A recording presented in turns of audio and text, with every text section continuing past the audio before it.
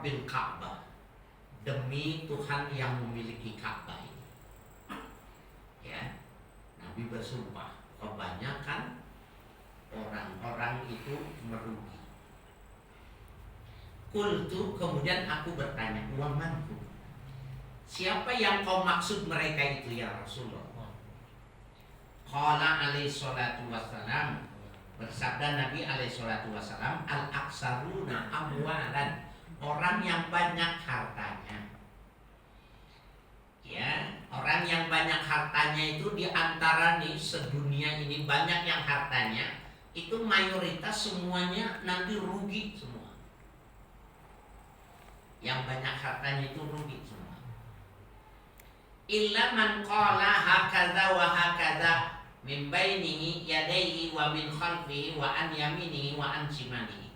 Kecuali orang yang mengatakan ini buat si fulan, ini buat si fulan, ini yang ada di depan dia, ini yang buat di bagian belakang, ini sebelah kanan, ini sebelah kiri. Maknanya apa? Orang yang mengeluarkan zakat dan diberikan kepada orang yang mustahik yang menerimanya. Jadi Bapak jangan minta jadi orang kaya kalau tidak minta juga menjadi orang yang bayar zakat. Nauzubillah min dzalik. Jadi kata Nabi, mayoritas orang yang banyak hartanya itu nanti celaka semua. Jadi orang kaya ujungnya tempatnya di neraka. Kenapa? Enggak bayar zakat. Dan ini banyak. Ada sebuah analisa ya, orang pakar ekonomi Islam mengatakan bahwa orang Islam di Indonesia ini kalau benar dia bayar zakat sesuai dengan nominal yang mesti dia keluarkan, itu kemiskinan itu terangkat. Tapi dia mengeluarkan sesuai dengan yang mesti dia keluarkan. Jadi kira-kira kalau orang harus mengeluarkan 300 juta zakatnya, maka dikeluarkan 25 juta, 50 dikumpulin orang, masuk televisi, kesannya besar, apa sembako semua. Padahal mah kalau dilihat dari hitungannya itu bagian kecil. Ya, jadi bisa dibayangkan ya, pengusaha di Indonesia itu bisa dihitung. Asetnya sekian dan itu analisanya itu sekian persen dari 2,5% dikali nilai itu, kemudian berapa angka kemiskinan di Indonesia itu keangkat. Kalau mereka bayar zakatnya sesuai dengan proporsional. Kalau begitu berarti benar yang dibilang Nabi, umumnya yang banyak harta nanti rugi. Kenapa? Nggak mau bayar zakat. Mendingan kayak kita deh, ya aman. Ya, aman. Yang penting makan. Ya. Jelek, punya mobil, punya rumah, ya, punya istri, udah segini aja. Ya. Besar-besar, ya, semakin besar utangnya semakin besar. Jadi orang semakin kaya, utangnya semakin besar. Dan bila dia itu kaya, dulunya miskin, pasti pelit. Ya. Kalau orang kaya dulunya miskin, pasti pelit. Rumusnya udah begitu. Ya, kecuali dia berpegang kepada agamanya, maka agamanya yang memberontak, yang mengarahkan supaya dia tidak menggenggam tangannya. Nah itu Al-Quran, Allah yang menciptakan manusia mengatakan banyak tuh yang megang harta, yang megang emas, yang megang ya perak, tapi dia nggak mau bayar zakat. Yang ngomong bukannya Nabi, Allah yang menginformasikan kepada Nabi dan kepada Abu Bayar.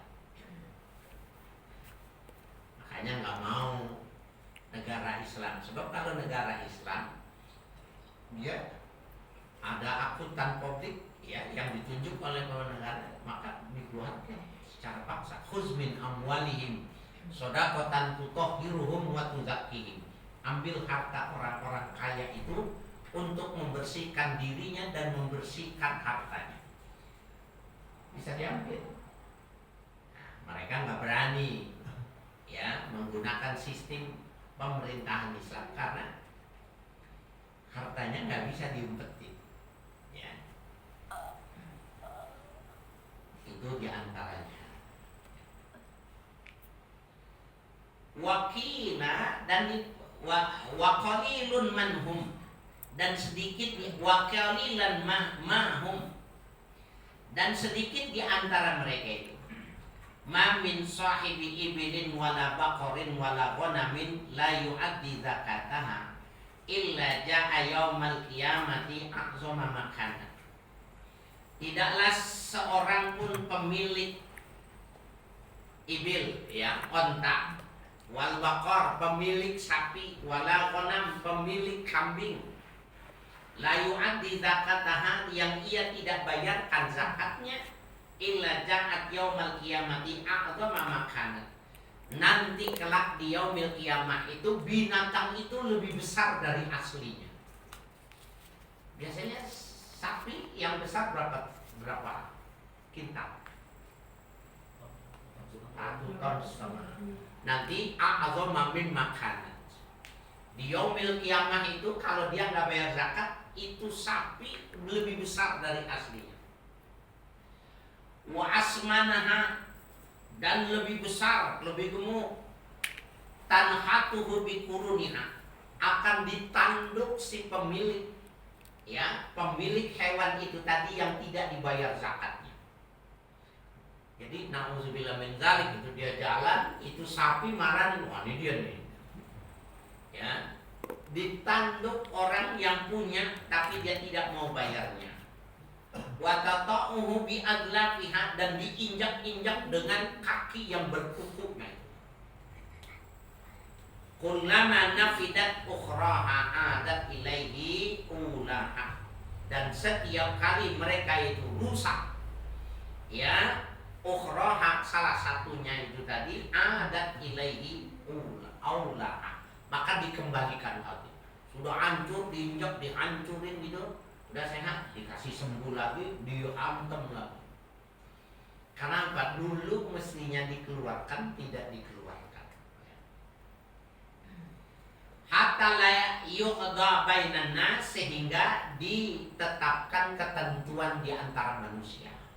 Jadi ketika sudah dikatakan mun ashabul yamin wa hum ashabus shimal, mereka itu kelompok kanan masuk surga, mereka itu kelompok kiri masuk ke dalam neraka, baru berhenti dia ditandukin, diinjak-injak.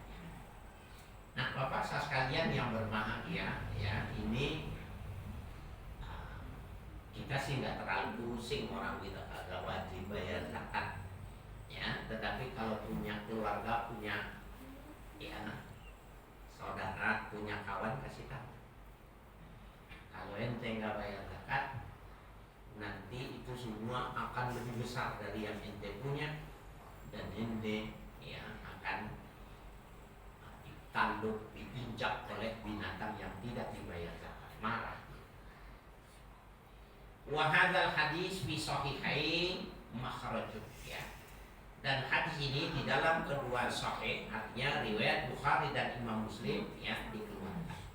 Ada hadis riwayat Imam Bukhari dan Imam Muslim yang semacam ini. Wallahu a'lam. Kesimpulannya, Bapak saudara sekalian yang berbahagia, ya, kita bayar zakat. Sekarang emas dan perak. Emas yang wajib dikeluarkan itu adalah patokannya itu mithqal itu, ya, ukurannya itu adalah 83 gram. 83 gram, maka dia wajib mengeluarkan zakat. Bahkan 83 gram ini dijadikan pedoman, dijadikan parameter untuk menentukan zakat, ya, profesi. Di zaman Nabi zakat profesi itu nggak ada. Kenapa tidak ada zakat profesi? Perkembangan peradabannya belum seperti sekarang. Di zaman Nabi yang wajib bayar zakat itu emas, perak, perkebunan, ya, pertanian gitu. Kemudian zakat tambang, ya, menemui tambang, apakah tambang timah, tambang besi, tambang emas, itu Itu ada wajib bayar zakat. Selebihnya tidak ada. Lalu pada perkembangan zaman itu ulama melakukan ijtihad, ya, melakukan ijtihad ulama dengan pertimbangan petani yang macul, kena panas, petani yang kena hujan, badannya sampai bongkok, wajib bayar zakat. Seorang profesional pakai dasi, ruangannya AC, ya, tidak capek, tidak mengapa, tapi gajinya 30 kali lipat dari pendapatannya petani. Berapa keuntungan petani 2 kali panen dalam setahun? 20 juta. Ini 1 bulan gajinya 200 juta. 1 bulan. Masa yang semacam ini kena zakat, yang ini nggak kena zakat? Di dalam Al-Quran tidak ada, di dalam hadis tidak ada sebagai profesi. Maka berdasarkan ijtihad ulama, ya, terjadilah ijma bahwa profesi wajib mengeluarkan zakat. Bagaimana ukurannya? 83 gram. 83 gram, kalau 1 gram anggap 1 juta. Siapa saja yang bekerja usahanya 83 gram dalam 1 tahun wajib mengeluarkan zakat. Zakat profesi. Itu seperti itu. Dokter, berapa pendapatannya? Pengacara, ya, akuntan publik, segala, ya,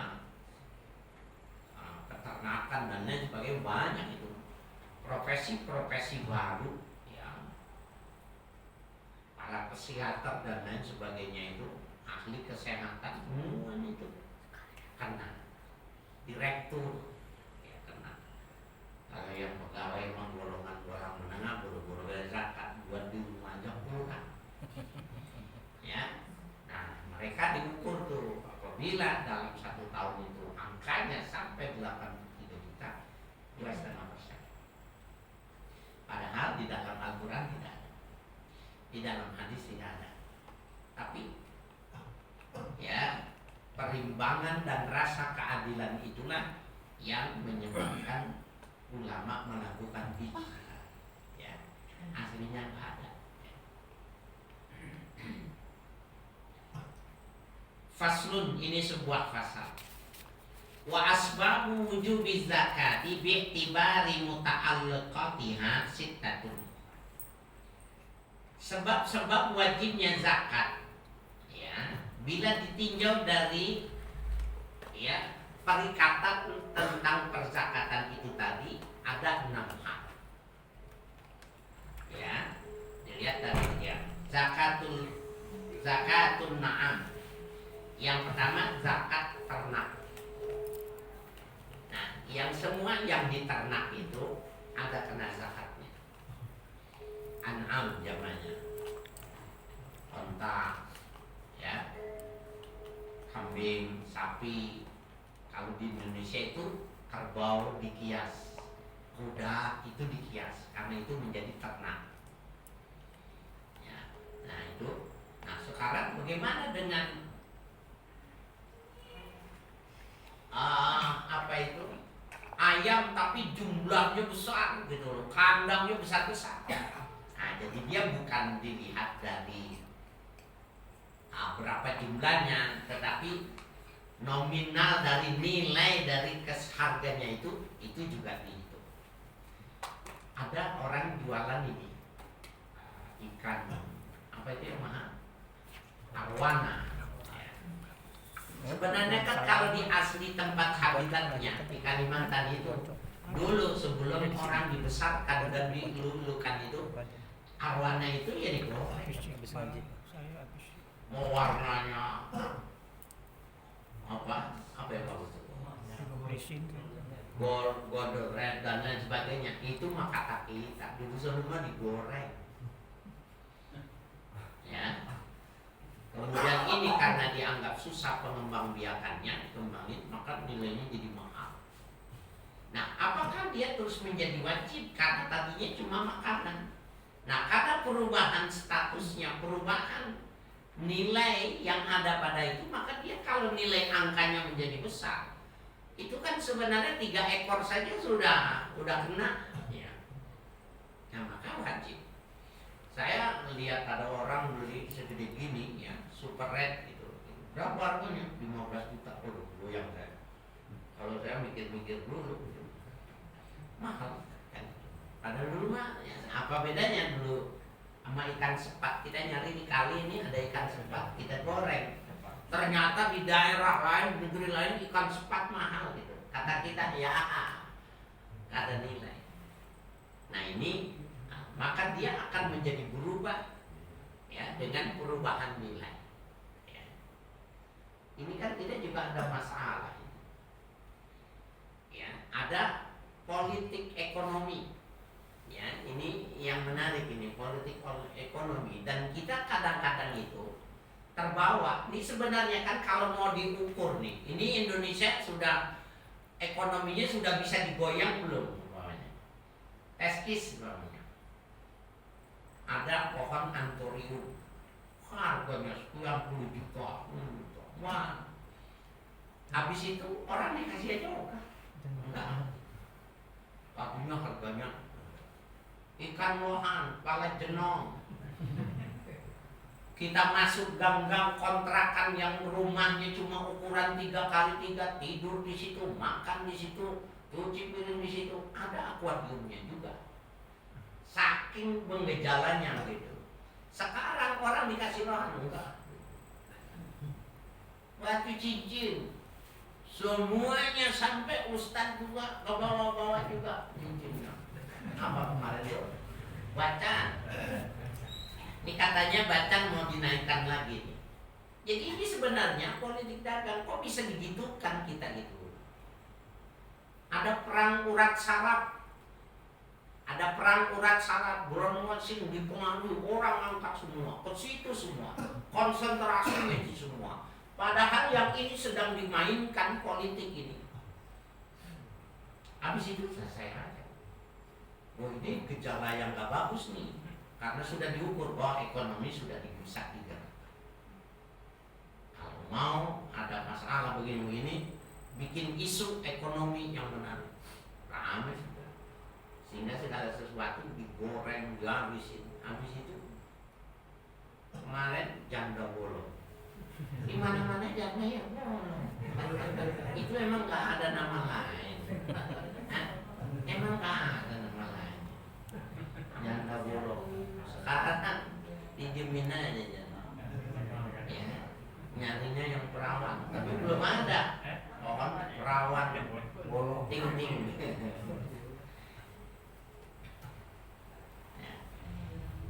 Wan naqdain, yang kedua yang wajib bayar zakat itu naqdain, itu emas dan perak.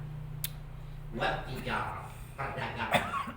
Semua jenis perdagangan ya yang melahirkan apa itu transaksi dua belah pihak dan menguntungkan, itu namanya tijarah. Perdagangan, perniagaan. Ya, apa itu yang namanya letter of credit sekarang, leasing dan lain sebagainya, itu kan perkembangan dari sebuah transaksi jual beli gitu, tetap itu kena. Ya. Wa zakatur rikaz, zakat orang yang menemukan mendapatkan emas, namanya rikaz. Ada emas setengah kilo. Bapak kalau dapat emas setengah kilo itu gelondongan pingsan enggak? Setengah kilo. Kilonya setengah kilo dapat 1 gramnya 1 juta. Orang kalau sadar pingsan pak, takut pak, gede banget ini. Nah wajib bayar zakat. Wal ma'adin, nah ini tambang. Ya, yang dimaksud tambang di sini tambang emas, boksit, ya perak, semua tambang-tambang yang bermanfaat wajib bayar zakat. Wa zakatul mu'syirat, ya, dan zakat-zakat yang ditentukan bayar zakatnya itu 1/10. Ya, nanti ada dikelompokkan di kajian berikutnya. Jadi dia bukan bayarnya ya 2,5%, tetapi ya zakatnya itu 1/10. Wa zakatul fitri dan zakat fitrah. Nah, Bapak saudara sekalian yang berbahagia, kita paling kenanya ini nih, zakat fitrah. Nah, zakat fitrah itu adalah zakat yang wajib dikeluarkan bagi orang Islam apabila mendapati 2 masa. Bila dia tidak mendapati 2 masa, maka dia gak wajib zakat fitrah. Masa yang pertama adalah ujung Ramadan. Yang kedua, awal bulan Syawal. Jadi kalau ada anak lahir gitu, ya, anak lahir, kemudian di bulan Ramadan menjelang Lebaran meninggal, yang gak wajib bayar zakat. Karena anak itu tidak menjumpai 2 masa. Oleh karena itu Bapak saya sekalian, di dalam madhab kita ini ada boleh mendahulukan waktu yang wajib. Kan malam takbiran tuh wajibnya bayar zakat. Lah kalau jumlahnya jutaan seperti ini, semuanya malam takbiran, berat. Maka hasil ijtihad ulama-ulama Syafi'iyah boleh mendahulukan bayar zakat sebelum waktunya. Awal Ramadan malam pertama udah boleh bayar zakat. Cuma biasanya nanti mulai pertengahan November. Tapi malam pertama udah boleh. Tapi dia sebagai titipan. Umpamanya nih ya, kita nih bayar zakat sekeluarga. Suami istri punya anak 35 mas. Kemudian istrinya meninggal malam takbiran, minta lagi zakatnya, harus dikembalikan. Karena yang dizakati itu sebelum waktunya datang sudah meninggal, harus dipulangin sama panitia zakat. Nah, banyak orang yang nggak paham. Jadi kewajiban itu ketika mendapati 2 masa baru wajib. Nah, orang yang membayar lebih dahulu itu hukumnya titipan. Tapi kira-kira ada nggak orang bayar zakat di awal kemudian ternyata meninggal diambil lagi, ada nggak? Nggak ada. Karena apa? Udah ada, biar sedekah aja. Nah, tapi jangan lupa itu bukan zakat. Itu jadi sedekah buat almarhum. Buat almarhum. Kalau dia mau ambil, mau tekak ya nggak bisa. Ya wajib dipulangin. Ya, dari lantaran zakat fitrah itu harus seperti itu. Yang kedua, zakat fitrah ini termasuk amrun ta'akkuli. Artinya zakat yang harus diperhitungkan menurut rasio. Pertama, rasio pertama itu di zaman Nabi orang zakat itu bayar kurma sama bayar gandum 2. Mau bayar kurmanya atau bayar gandumnya. Nah, apakah kita di Indonesia harus bayar kurma kalau mau bayar fitrah? Enggak kan? Nah, itu hasil ijtihad ulama-ulama di Indonesia, bahwa di zaman Nabi itu wajib bayar kurma, wajib bayar gandum, karena orang makanan pokok di Jazirah Arab itu makanan pokoknya itu kurma sama gandum. Gandum itu diemplek, dibakar, diemplek, dimasukin kurma, makannya itu makanan pokok. Jadi itu diartikan kutul balad, makanan pokok. Nah, ini kenapa? Amrun ta'akkuli, masalah yang harus dirasiokan, harus dipikirkan. Maka kita belinya beras. Kalau kita masih di Papua orang Islam banyak yang belum bisa makan nasi. Makan nasi itu seperti kita makan singkong, sekali-sekali aja. Maka dia wajib bayar zakat fitrahnya pakai sagu. Kalau orang Madura yang masih dulu bertahan masih makannya jagung, belinya jagung, bukan beras. Ya. Nah, itu namanya amrun ta'akkuli. Yang kedua, ta'akkuli bagi kita yang sudah zakat fitrah, Apa yang kita makan itu yang mesti kita bayar zakat. Jadi kalau mau bayar zakat bukan beli beras, tapi tanya di rumah berasnya seliternya berapa. Seliternya 15.000 seliter. Maka yang mesti dikeluarkan zakatnya itu yang seharga itu. Ini begini Bapak sekalian, ini yang terjadi nih. Alhamdulillah ya. Jadi karena banyaknya informasi itu, orang-orang kaya itu kalau dia bayar zakat fitrah itu dia serahin sama pembantunya. Kalau dia mau korban dia serahin sama pembantunya, sama supirnya. Maka dia tahu tabel ya bahwa daging mahal, maka 1 ekor itu 3 juta. Ya, kali 6, 3 juta kali 6. Waktu dia datang ke panitia dia ditanya, ini ada yang 2 juta, yang dibeliin yang 2 juta semua 6 biji. Kenapa? Lebihnya dianggap keuntungan. Ini haram. Karena tadi rasionalisasi yang kedua itu, bosnya itu makannya berasnya beras yang 20.000. Ya, jadi nggak boleh waktu dia itu yang penting dilihat ada daftarnya, ya daftar itu bosnya itu yang 9 ribuan semua kan. Dia bayar, selebihnya dianggap itu keuntungan. Na'udzubillah min dzalik. Nah ini perlu kita pahami, rasionalisasi ibadah itu ada dan kita tidak boleh melanggarnya. Ya, tidak boleh melanggar. Al-awwalu zakatun am wa mal. Profesor sekalian, ini tawakuf ya. Saya kebetulan malam ini ada undangan. Sebenarnya saya udah bilang saya ada acara ini tawakufnya 2 gitu. Tapi dia bilang Bapak apa aja berapa aja. Pusing enggak? Pusing enggak ya? Ya, yang undang ini anggota DPD ya. Ada daus. Menu udah di sana. Daus. Kemudian Jaya. Mudah-mudahan ya yang langsung makan di sini, saya langsung jalan.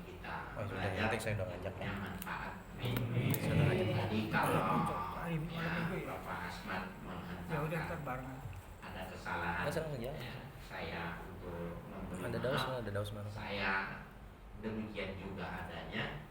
Ya, saya minta maaf bila jadi perkataan, perbuatan dan yang